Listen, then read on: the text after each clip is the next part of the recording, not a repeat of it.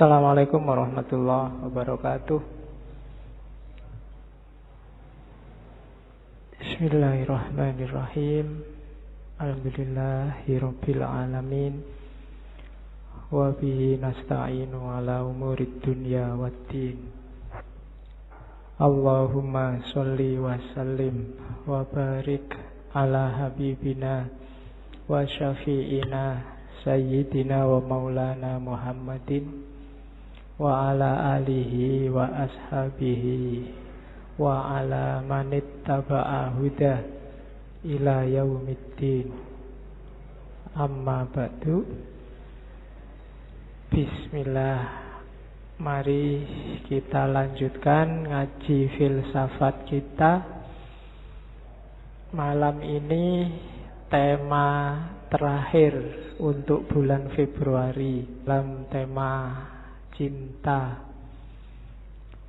Minggu pertama kita ketemu Plato, minggu kedua Erich Fromm, minggu ketiga kita ketemu Robiah Adawiyah, dan malam ini terakhir kita ketemu Sufi besar Jalaluddin Rumi.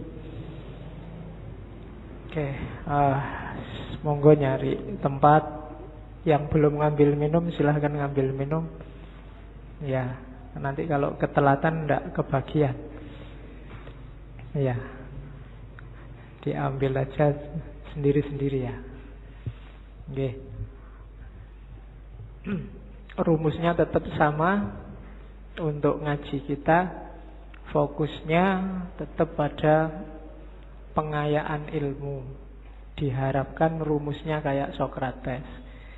Katanya Sokrates, semakin banyak ilmunya, harusnya orang itu semakin baik perilakunya.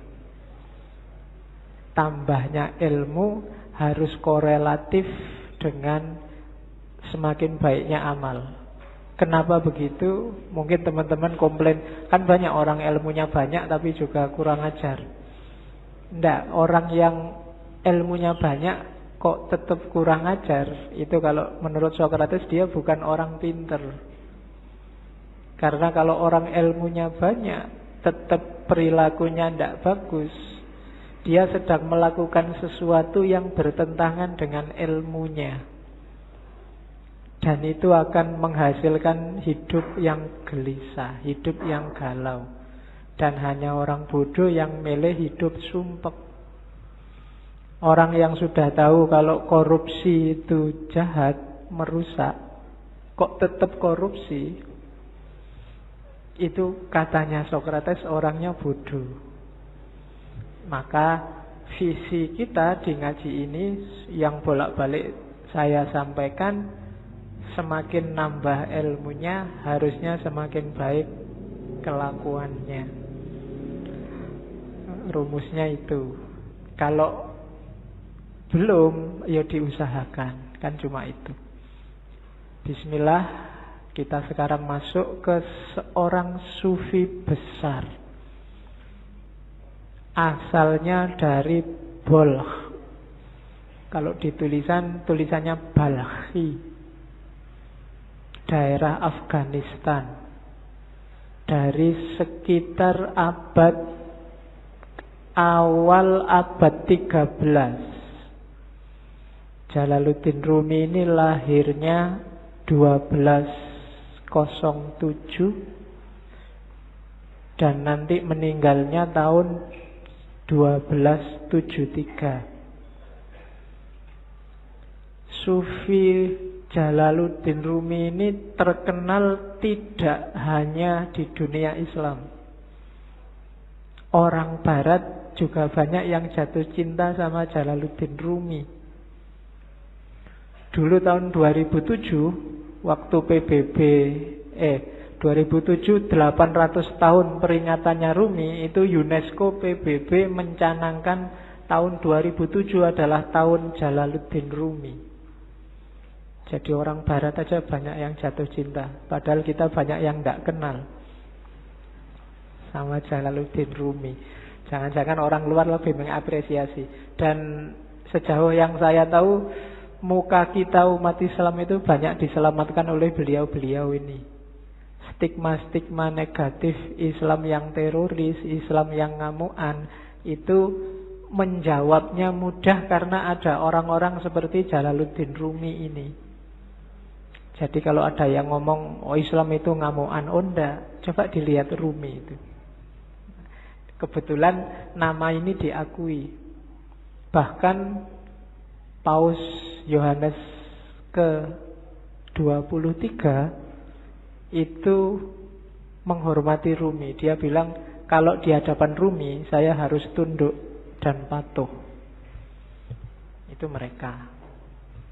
Dan ya jangan lagi tokoh-tokoh Muslim seperti Iqbal, termasuk juga tokoh Hindu seperti Gandhi, itu idolanya juga Rumi. Di masjid ini juga Rumi kan kita kaji bareng Cak Kus. Ya, semoga, makanya kok lama sekali ya ngaji filsafat ndak ngangkat-ngangkat Rumi. Loh, tiap sekian minggu kalian kan sudah ketemu Rumi. Cuma karena banyak yang minta, ya sudahlah saya angkat di filsafat cintanya. Sebenarnya banyak gagasan-gagasan original dari Rumi, cuma malam ini kita ngomong cintanya saja. Rumi ini ayahnya sendiri itu seorang wali, seorang ulama. Gelarnya Sultanul Ulama. Namanya Syekh Bahauddin Walad. Aslinya dari Bah, Afghanistan. Afghanistan zaman dulu itu kan masuk wilayahnya Persia. Cuma waktu Rumi umur 3 tahun, Syekh Bahauddin Walad dan keluarga ini pindah ke Konya. Konya itu di satu daerah namanya Rum. Konya ini masih, kalau hari ini wilayah Turki.